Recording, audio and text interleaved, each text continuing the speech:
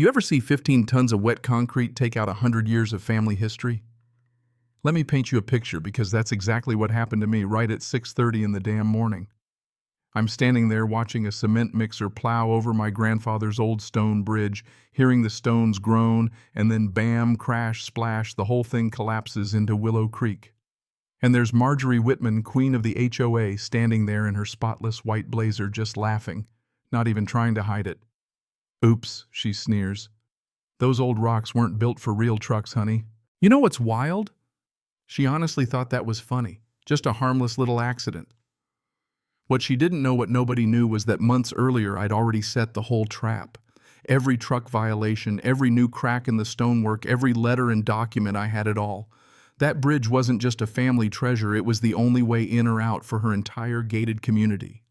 When she finally broke it with her own truck, let's just say karma arrived right on schedule. And I didn't just stand there and watch my legacy get destroyed, I made sure her arrogance would bite her back harder than she ever saw coming. But let me rewind because I want you to see exactly how I built that trap and why.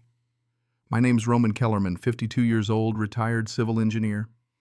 I traded in the spreadsheets and hard hats for a quieter life, taking care of the 12 acres my grandfather left me, his slice of Pennsylvania, complete with a stone bridge he built in 1923. I mean, every morning I'd walk out to that bridge with my coffee, run my hands over stones that were still cool from the night, listen to the creek burbling below, blackbirds chatting away in the cattails. Man, the air always smelled like fresh wood and dew mixed with the sawdust from my workshop in Granddad's old barn. He'd spent 7 years building that bridge, every stone picked out, every line calculated by hand back when a slide rule was high-tech. Here's the thing, though, that bridge was only built for the loads you'd expect in 1923, 15 tons max. It was meant for tractors and hay wagons, not for today's cement trucks. The blueprints still live in my shop, fragile as tissue, smelling like old machine oil. You want to reach my land, you cross that bridge no other way unless you're packing waders and a strong sense of adventure, because everywhere else is swamp or protected land. And then came Hurricane Marjorie. That's what I call her anyway. Blonde bob cut so sharp it could slice a bagel BMW with vanity plates that basically scream, "I'm better than you." She moved in 3 years back, and from day one she was all about improving property values. Her first gift to me: a violation notice saying my grandfather's barn was an eyesore and needed to be painted beige to match the community aesthetic. I tried to explain politely even that it was a historic building, but nope. Next morning, she's at my door in a jacket crisp enough to cut glass, smiling like she's never met joy. "Roman, maybe you'd be happier somewhere more rustic." She said rustic like she was diagnosing me with something contagious. The thing about Millbrook Heights, the community wrapped around my land, is it's full of retirees, mostly folks who love a good story and respect old things. They buy my custom furniture. They understand history. But Marjorie, she ran the HOA board like a mob boss, using legal threats, connections, and just enough intimidation to keep people in line. I'd watch 3 neighbors pack up and leave after getting daily violations, mailbox heights, lawns, all sorts of made-up nonsense. People started warning me. Agnes, the retired librarian next door, said Marjorie was trouble. Tyler and Beth, the young couple with twins, said they were sorry but too scared to speak up. That was when Marjorie started showing investors around my property, talking about phase 2 of her development, luxury condos, where my barn stood new homes, where my grandfather's apple orchard bloomed. She just needed to get me out of the way. Enter Derek, the nephew owner of Pinnacle Construction, built like a linebacker with all the business ethics of a loan shark. The HOA hired Derek's company to build their new clubhouse, and suddenly my bridge was the shortest route for his trucks. It was a Monday morning, I remember, and I'm on my bridge with coffee when I hear this roar. Look up, and there it is, a cement mixer big enough to need its own zip code, rolling over stones older than my father. I walked out, still wearing my apron, still holding my mug. "Excuse me, this is private property with posted weight limits." Derek doesn't even look up. Marjorie cleared it. "Got a problem. Take it up with her." And Marjorie's right there watching my grandfather's bridge start to crack under a load it was never meant to hold. That's when I realized this wasn't about a shortcut. It was a campaign to destroy my property, make my life miserable, force me to sell out. But here's the part they didn't count on. Engineers don't panic, and we sure as hell don't forget.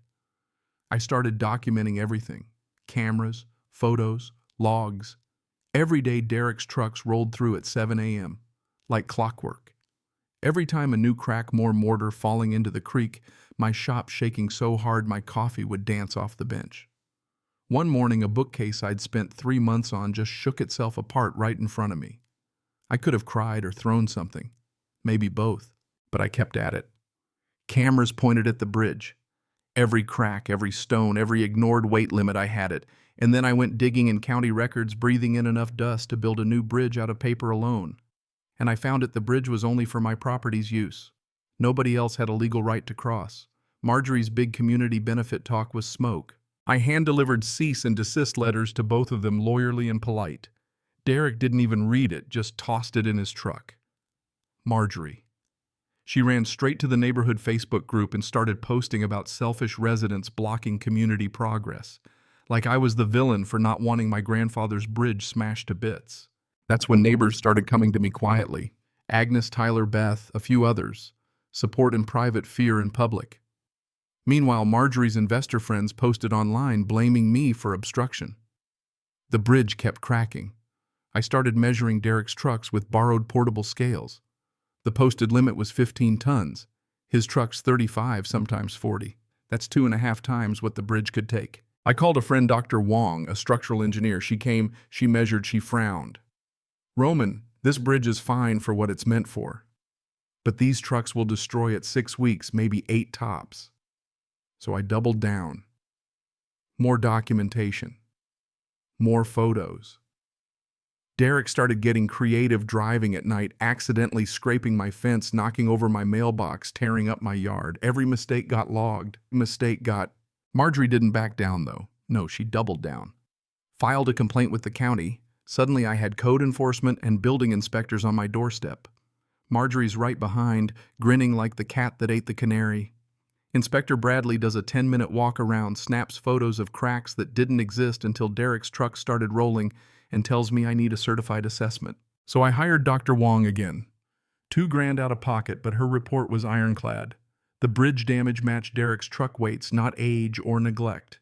I upgraded my cameras, motion sensors, night vision, all of it. Derek didn't care. The harassment just escalated. Trucks at midnight, crews blocking my driveway. My furniture business started losing orders after anonymous calls warned people about safety violations at my shop. Fake pizza deliveries, weird phone calls, insurance tips about code violations. And still Marjorie pressed harder. She called an emergency HOA meeting to talk about eminent domain using some ancient Pennsylvania law to take my bridge for the public good. She even held a meeting waving a PowerPoint full of traffic flow maps and economic projections. People started to crack. But the twist, a reporter, Sarah, had slipped into the back recording everything. And when I started cross-checking Derek's trucks with transportation records, well, turns out he'd been reporting 15-ton loads on paperwork, but my scales said 40. That's federal fraud. Then came Marjorie's final gamble, a lawsuit. I got the letter hands shaking, red ink all over, intent to sue for interference with legitimate business. She claimed Derek's weeks of trespassing meant he'd earned a legal right to my bridge, like you can steal someone's house by breaking in enough times. My attorney laughed, then got deadly serious. Lawsuits like this, even if you win, cost a fortune. Derek's crews started working later and louder, diesel generators running at midnight, blocking my driveway, making it impossible to deliver furniture. Orders canceled, clients ghosted, business going under. Marjorie ramped up the psychological warfare calls at 2 a.m., fake deliveries, threats of code violations. And all the while, her real aim was getting bridge access for her second phase of luxury condos. But here's where the whole story turns. While the HOA was voting to consult legal counsel, I kept digging through dusty records in the county basement. Couldn't sleep, so why not? And I found it, my grandfather's original permit. Turns out he'd designed the bridge as the main utility corridor. Water, power, internet. Every wire and pipe for the whole community ran under those stones. Without my bridge, 47 homes would lose everything. And Marjorie. She'd promised her investors guaranteed utility access through my bridge money she didn't have for infrastructure she'd been destroying. Securities fraud, asset misrepresentation, the works. Meanwhile, Dr. Wong installed high-tech sensors tracking every crack, every shift. We knew to the day when the bridge would collapse. So I called my attorney. I called the Historical Society. Cameras, alarms, backup systems. If Derek sent just one more overloaded truck, the trap would snap. The morning it happened, I was ready. 6:30 a.m. Here comes Derek Marjorie right behind. Truck rolls out, bridge collapses into the creek, utilities get cut, alarms scream, and within 10 minutes my property looks like a disaster movie. Derek's stuck knee-deep in concrete. Marjorie's face goes through every stage of grief in under a minute. That's when the press, the county, the whole neighborhood shows up. I hand over my 3 months of documentation. Inspector Bradley's hands are shaking. Mr. Kellerman, this is the most thorough property damage case I've ever seen. And then just for the cherry on top, the county commissioner arrives. She lays out the costs, $400,000 for emergency utilities, 18 months to reroute all Marjorie's contracts dead in the water. The HOA collapses. Marjorie files bankruptcy. Her BMW gets towed. Derek loses his business and goes to prison for fraud, and the HOA uses the insurance payout to rebuild my bridge following my grandfather's design with modern upgrades. Agnes becomes HOA president. The community bans harassment, and suddenly the whole neighborhood's fighting to protect family legacies instead of tearing them down. My furniture business, more orders than I can handle after the story goes viral. But that's not the real win.